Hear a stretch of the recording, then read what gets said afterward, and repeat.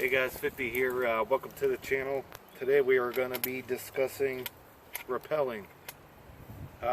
This is a vital tool to me and just plain out fun, in my opinion. Learned it in the military. I'm not a rappelling instructor. Just want to tell you that right off the bat, but I do enjoy it and I have done it a lot. This is not rappelling rope. This is just a high-vis rope that I'm going to use for this tutorial. Today's main video subject is going to be how to rappel down a structure, building, cliff, whatever, and retrieve your rope after you're down at the bottom. Alright, let's get into it.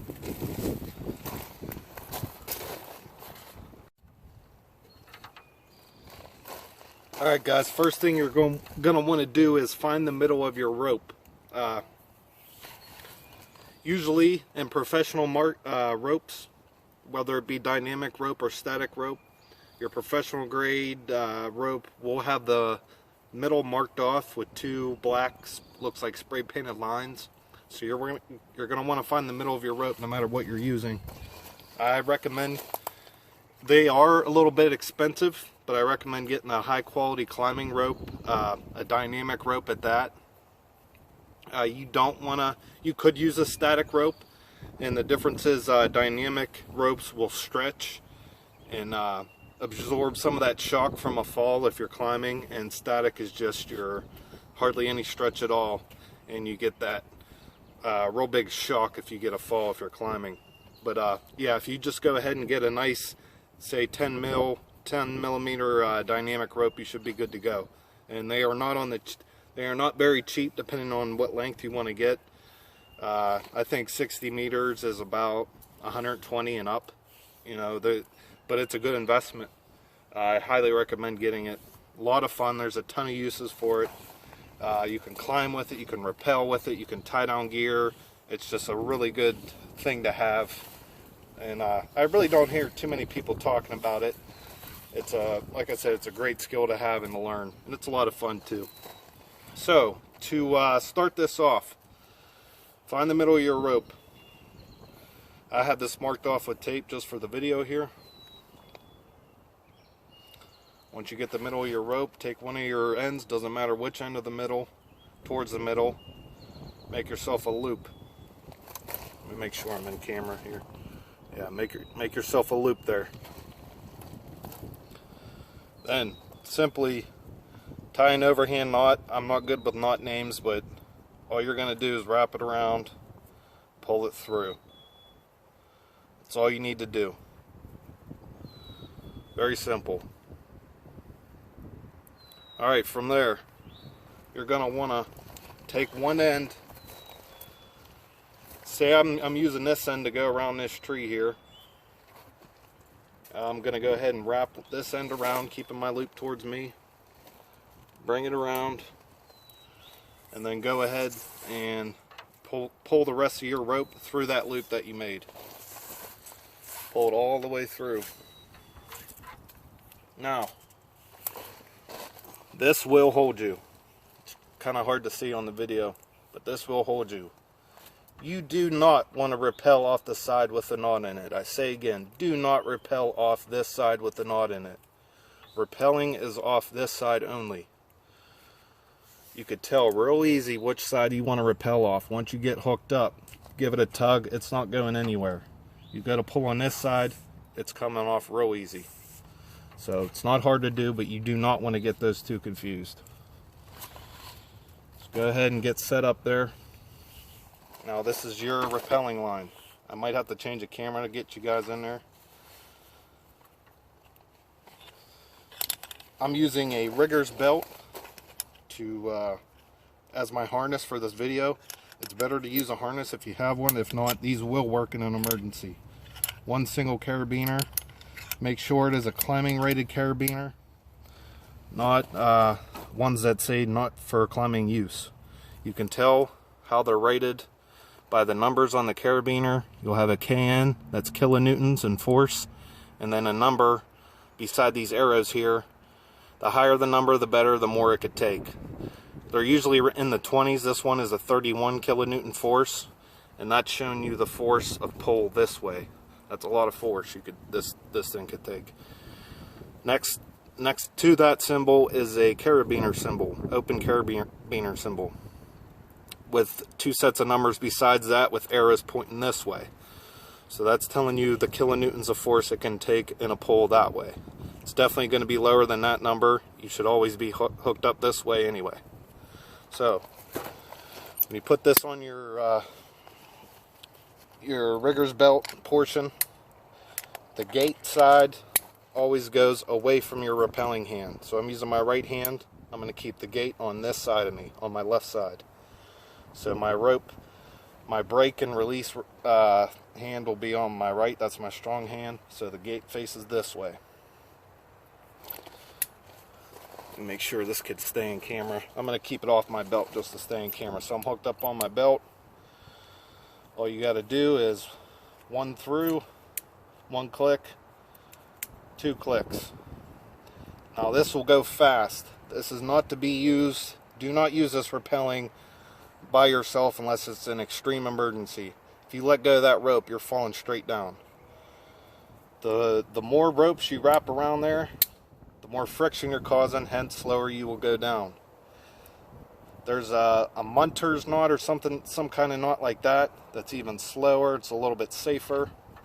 If you're rappelling for fun and it's not an emergency, go ahead and set up a prusik knot on your belt and on your rappel line. That way if something happens, you let go of that rope, it'll lock in.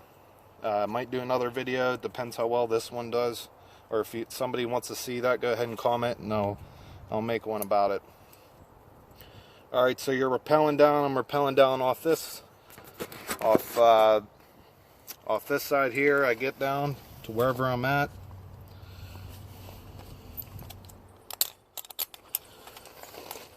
So I'm breaking down, get down to the bottom, let go. I can go ahead and take this off. The rope would be all the way to the bottom. So I'm at the bottom of wherever I just rappelled from. I will then take this line when I'm at the bottom and just go ahead and pull that line that I did not rappel off. I rappelled off this line. I'm going to take this line and just pull it down from the bottom, and it pulls itself the whole way through and it unwraps from the tree, and you got your rope back. This is a quick tip, but it's very useful. I highly recommend trying it, but be very safe. Do a lot of research. Like I said, I'm not an instructor. I do not know everything about climbing. Just a couple tips that I do know. Do not take every single step I said off this when it comes to setting up your rig for safety to heart. Do your own research and look into it yourself. But on tying your rope, that does work. Just be very careful. Make sure you're rappelling down off the right line. You do not want to set up a rappel off that other line. That is just for pulling and getting your rope back.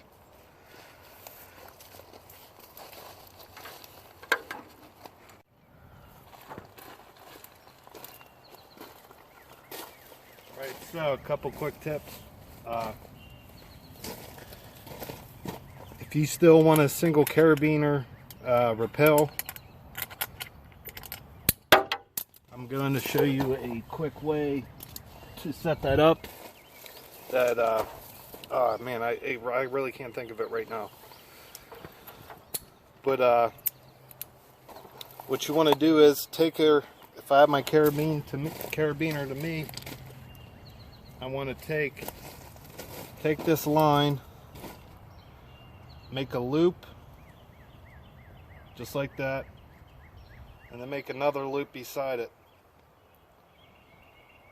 Towards facing you. I'm trying to do this to face the camera, but 2 of the same exact loops. That's all it is a twist in the line.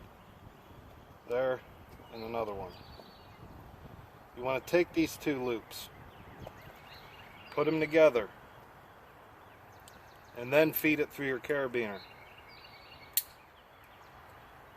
That'll give you the rappelling hitch I was talking about. Try to bring it closer to the camera here. It provides friction around it, and your friction is coming back against the rope. So you got a lot of friction there. If you want, you can even go back inside the gate and come around again and have another line. kind of like, it'll kind of look like that, but you don't want it on the gate side, you want it on this side. Nice thing about this, you can come down, rappel with it, or it could easily be used the other way. It's reversible, so it can go up and down both ways. There's coming down, same difference, it'll flip around if you're coming up. So it'll work both ways. That's one nice thing about that. Really wish I could remember the name, but it's been a while since I've done that. So you can implement this into your shooting training. It's a lot of fun. You learn a lot of things, and it can be useful, especially for my SWAT and cop guys out there. But just regular Joe, it don't matter. If this is what you love to do, it's a lot. Like I said, it's a lot of fun, and you learn a lot of things. So I'm rappelling down. I get down to a window I wanted to get at to take a look at a situation. This will be your braking hand. Your braking hand will be in the small of your back. When you want to release and slide down farther, all you do is pull that line out. The further up, the more you point it towards the rope, the faster you're going to fall. So it's going to be this motion: falling, falling, falling, break. Falling, falling, falling, falling, break. It's very easy, but you do not want to lose this line. You lose this line out of your hand, you're free falling. If you don't have a belay below you. This is for if you're doing it by yourself, whatever. I do not recommend that whatsoever.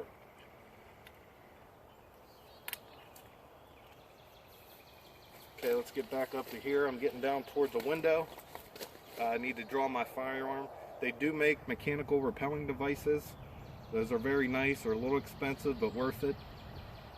Or you could work it with one hand, and it has panic modes in it to where if you hit the wrong button or something, you start falling, it locks up, and you can go hands-free. You could also go hands-free this method. All you need to do in a climbing rope, if I'm up this way, I'm going to hold on top of my carabiner to lock it in. Bring this rope around and tie a simple hitch in the line. That'll lock you in place, and you can go hands-free. That's not a hitch, I'm just doing that to have it for the video. But a trucker's hitch is more commonly known. It's tight, and the more it pulls back this way, the tighter the knot gets, so you're not going to go anywhere. You can lock yourself once you get that trucker's hitch up. You can lock in, draw your weapon, and be coming down on a window, peering across. Not only that, I could flip upside down if I need to. I can come down head first if I need to come down from the top. All kinds of situations that you need. It's just fun to train and practice with. But like I said, I am not an instructor. Research a lot and do this on your own before you attempt it. But it's a good thing that doesn't get talked about a lot. It's a lot, like I said, it's a lot of fun. Once you have that hitch in there, like I said, this one's on a hitch, but when you have that hitch, if you want to keep going again, all you would have to do is pull that knot out, and you're ready to keep going. Break, go, etc. Real easy.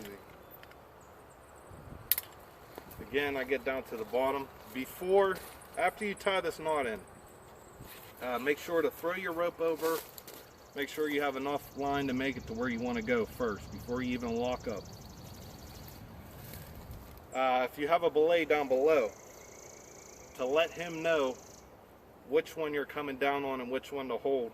It's a good idea if you have an extra carabiner, tie a knot at the end of your pull rope.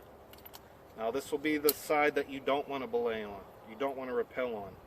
Tie a knot at the end of it, put a carabiner on the end, throw it down. He knows not to touch that line.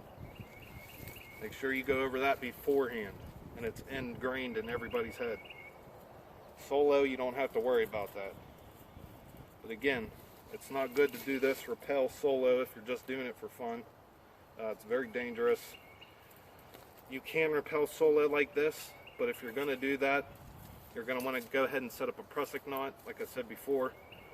That'll make sure if something happens and you happen to lose that rope behind you, if you let go of that rope, it's going to lock up and you ain't going anywhere. It'll catch you. It's called a prusik knot.